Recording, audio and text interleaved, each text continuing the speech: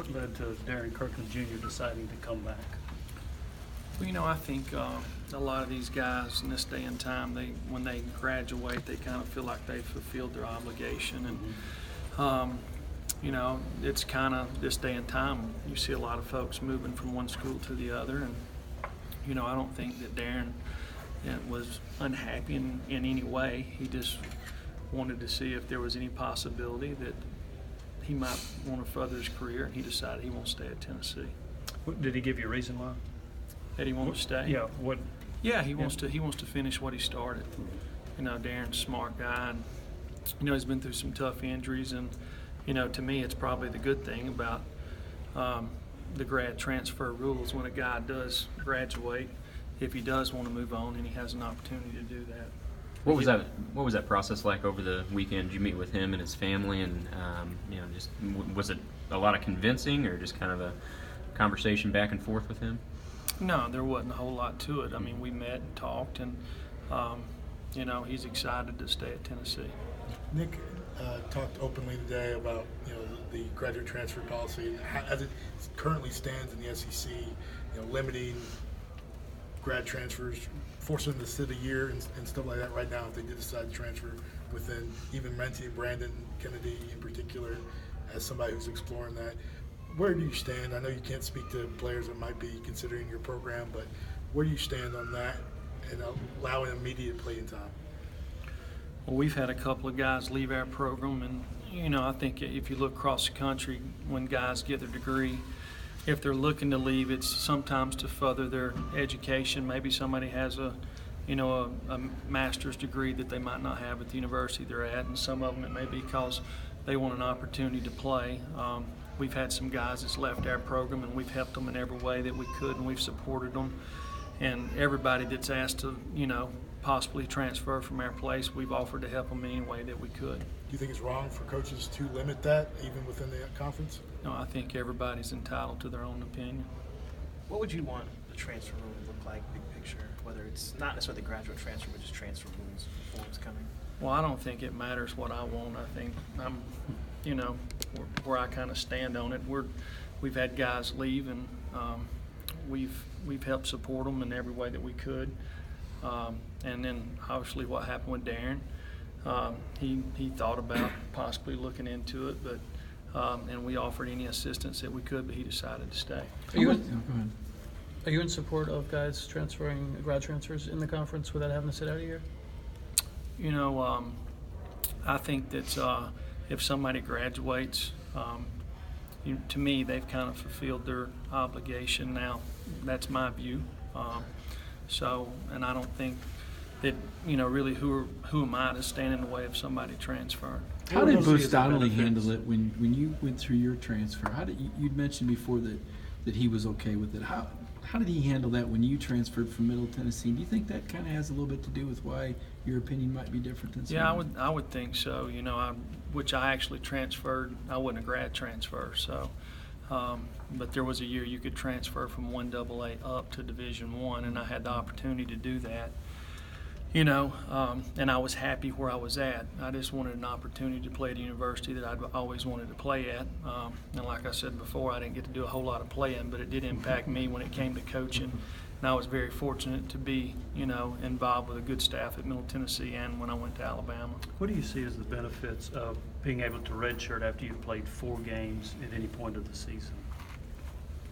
Well, I think with, the limitations on how many guys you can sign, there's going to be certain times that people may get short on numbers at certain positions if they have a lot of injuries, or, so it would enable a guy, like this past year, Riley Locklear, he had to play a few games because Tennessee was short on O-linemen, but then he lost a year because he played in 3 games. The Supreme Court earlier this month issued a ruling that's going to allow more states to legalize sports gambling. Is that something you plan to talk to your guys about, or how do you plan to handle that going forward, the fact that more states now are going to have legal sports gambling? Well, I think we've always tried to educate our guys on gambling, so that happens every year, everywhere I've ever been. I don't see it any different now, but that's really more of a conference deal. That's really above my pay grade. Was it talked about today at all? I don't want to talk about what we've talked about. Can you at least maybe speak to what the, don't have to talk about what you talked about, but what were kind of the discussions like among the graduate transfers? Seems like there are quite a few split opinions among even, like with Nick and even yourself and some of those. Well, I gave you my opinion.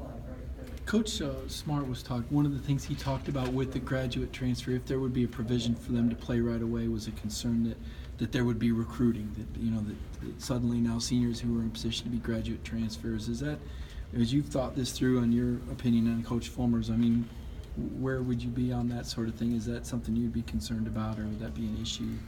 It would be interesting to look and see how many guys that will play this fall as graduates for their respective university, and then how many's played in the past 4 years or 2 years since some of this transferring has started, and then look and see how many actually transferred. I would say it's a very small number. So that, to me, that would be interesting to see. It seems as if the quarterbacks in particular have been transferring a lot. How does that change how you recruit or maintain numbers maybe at that position in particular? Well, quarterback's interesting. My son he was the third team quarterback at Jacksonville State last year, and the thing is they only play one.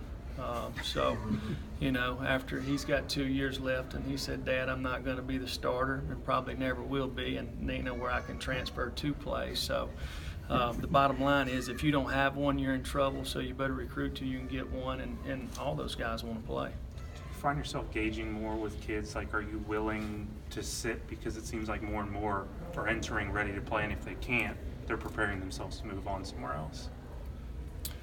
No, I see guys that everywhere I've been, guys come in and compete, and competitors, they want an opportunity to play. That's why we all play the game. Everybody likes to play, but unfortunately, a quarterback, you usually only play one. How difficult is it at that position to keep depth with quarterbacks transferring so much, Jeremy? Well, to be honest, this is my first season as a head coach, so I'm still looking for one. As you look into the fall camp, what's the biggest question that you want your team to answer? Well, there's a lot of questions. We could sit here and talk about that for a while. Yeah. I would say that, to me, just kind of looking at it is we, really trying to become a team. I've said this 2 or 3 times. I think that's going to be important. When you get a group of guys that are kind of pulling in the same direction, you seem to be able to accomplish more. We've got to figure out who the guys are that have athletic ability and they have influence on their teammates, and try to create some leadership within our team, so it's a little better to kind of become a team. When you talk about trying to get guys to pull the rope in the same direction, how do you build that? I never talked about them pulling a rope in the same Well, direction. getting going in the same direction, how do you build that? Well, I think you just got to clearly define what you want them to do and hold them accountable. When Darren put that announcement out on social media, do you think his mind was made up and then he changed his mind, or do you think when he announced that maybe his mind wasn't fully made up at that point? We didn't talk about that. How do you? That is a dynamic, and we asked Coach Fulmer about that at the last caravan stop in Kingsport about how much more difficult it is now with social media. What's your take on kids on social media in general? Do you got to look at it a little bit differently than just quite literally taking what they say, or do you think this is kind of a new deal that coaches have to learn to manage or deal with? Well, I think it's a lot of the reason why coaches have rules when freshmen come into colleges about social media. Seems like this generation puts a lot of their information out there. I'm not saying that's the case with Darren. I'm just saying that's kind of how young people do. So, yeah. What is your rule? You know what? I ain't got one yet, Jim. You talk about being a first-year head coach. Where are you now compared to maybe where you were, 6 months ago, and trying to figure out putting together spring practice and all that stuff? And we're still 0-0. Muschamp said earlier that the hard part of it being a first-year head coach isn't the Saturdays; it's everything else. Where are you at on learning everything else, and in terms of the routine? What's interesting is I look around the room and I've got a bunch of friends in this profession that are sitting around the tables with me, but none of them's offered any help. Yeah, he said he didn't plan to. Well done. Yeah. And he's probably helped the most. When questions come up in your head about just being a head coach, who are the people that you have tried to lean on in these last 6 months? Really, our staff. I think we've hired a really good staff, guys that I've been fortunate to work with before, Coach Fulmer. And I think I have to go back to the men that I played for as a player, and then the men that I've worked for. I've been very fortunate to be around some really good people and really good coaches over the years. You obviously got to see him a lot more in practice, than in games last year. But how prepared do you think Tua was last year to step into some of the roles he did, and what do you think if he got a shot this year? You know what? Being the defensive coordinator at Alabama, I had a lot more to worry about than who the quarterback was, so I didn't pay much attention to that. One more for Coach. During the spring, you ran a lot of 3-4 and 4-3 during the spring game. Will you use a 3-4, or will you let that be determined by the personnel that you have? I talked to Steve Shaw in there a little bit, and I asked him if we could play with 12. He didn't think so, so I don't know, Jimmy. Thanks, guys. Very narrow-minded. What was he?